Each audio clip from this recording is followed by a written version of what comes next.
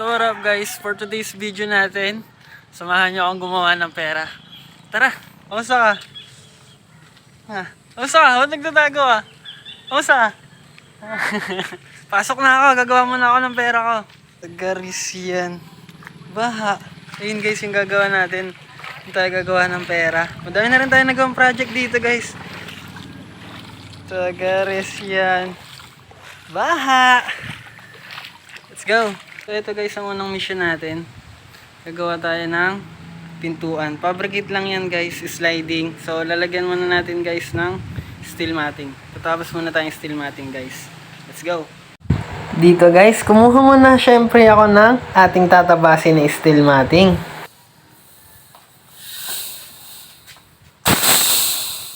Syempre bago tayo tumabas ng steel matting, sukatan muna natin yung mga lalagyan natin.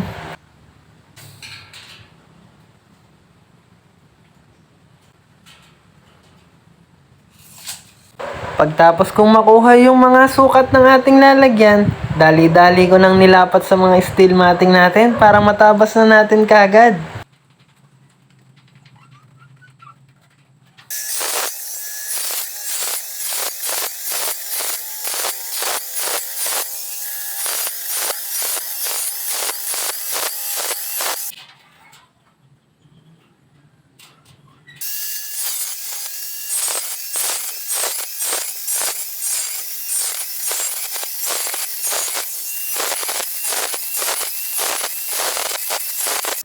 So dito guys, okay na ang unang span ng pinto natin, natabasan na natin.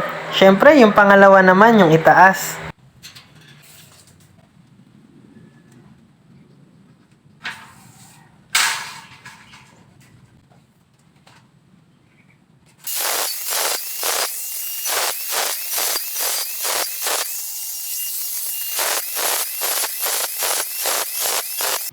Pagkatapos nating matabas yung pangalawang span, syempre sinalpak na din natin kaagad para makita natin kung may tatabasin pa or wala. Okay naman.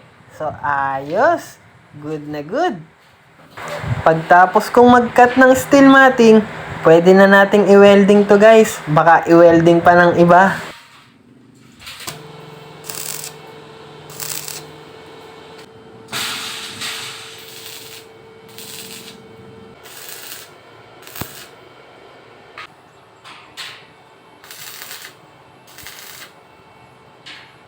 So ito guys, pagtapos nating hinangin yung isang span na may steel matting, yung kabila naman lalagyan natin ng steel matting. Ito, natapos na rin natin to.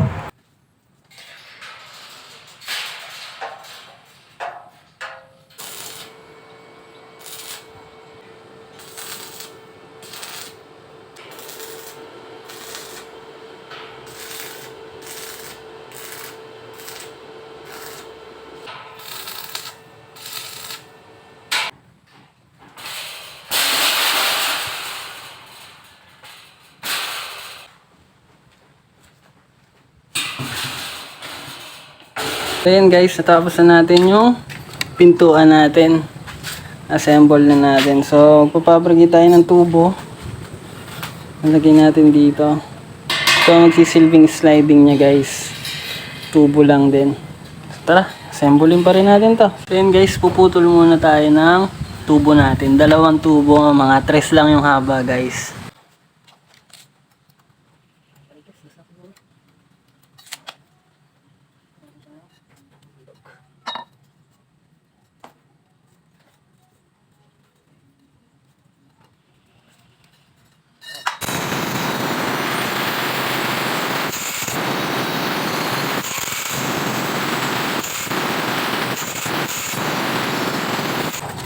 Ito guys yung 3/4 na tubo. So ito uno. So medyo maluwag. Gagawin natin, papaikumin natin. Tatabasin natin dyan. Tapos ipe-press natin ng bagya.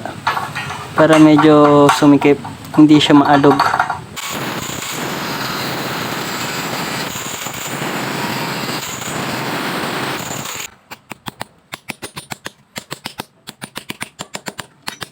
Ito guys, tabas na natin, naikom na rin natin ng bagya.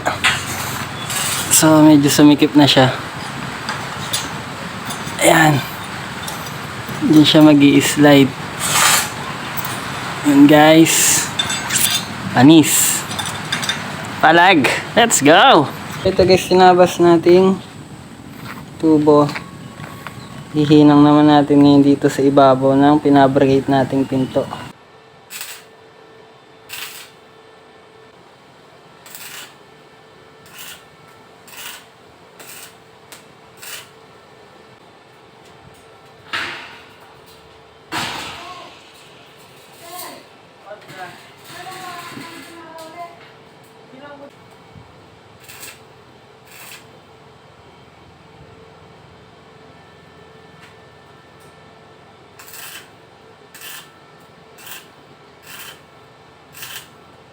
Ayan guys, kabit na natin yung tubo, dalawa.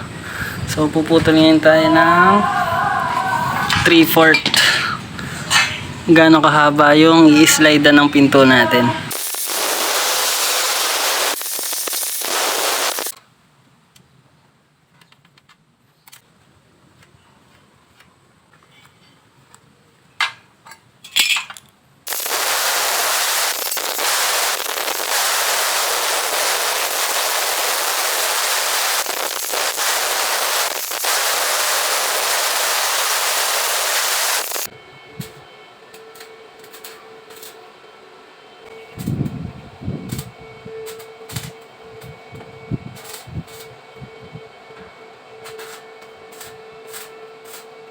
Ito guys yung tinabas natin kaninang angle bar. Labit natin magkabilaan, tapos dyan natin papatong yung tubo natin na pag-i-slide ng pinto natin. So tara, layout muna natin.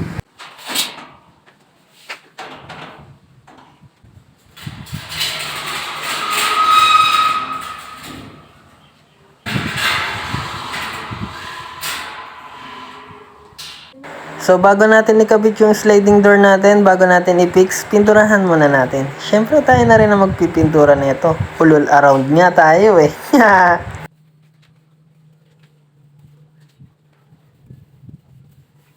Pagkatapos kong mapinturahan yung pinto natin at pagkatuyo, sinalpa ko na kagad. Tapos nagdagdag pala ako dito ng bracing natin sa tubo para hindi bumabayok.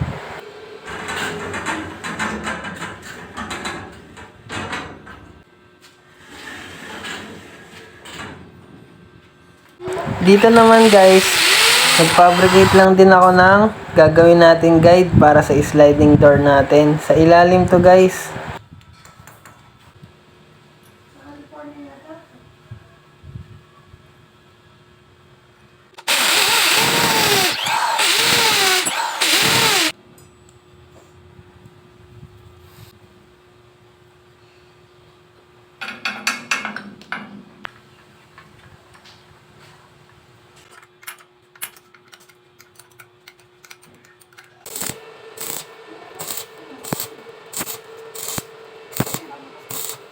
Dito naman guys, nag-fabricate lang ako ng gagawin nating handle para sa sliding door natin.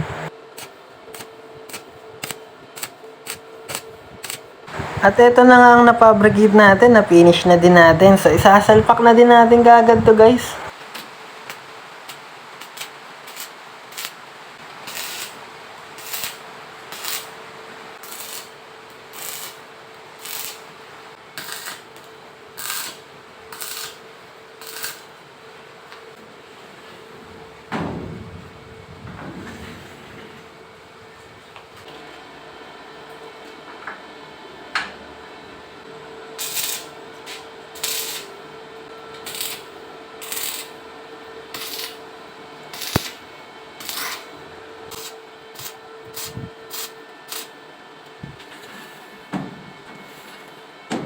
Dito naman guys, nagtabas lang ako ng flat bar para sa lalagyan natin ng padlock.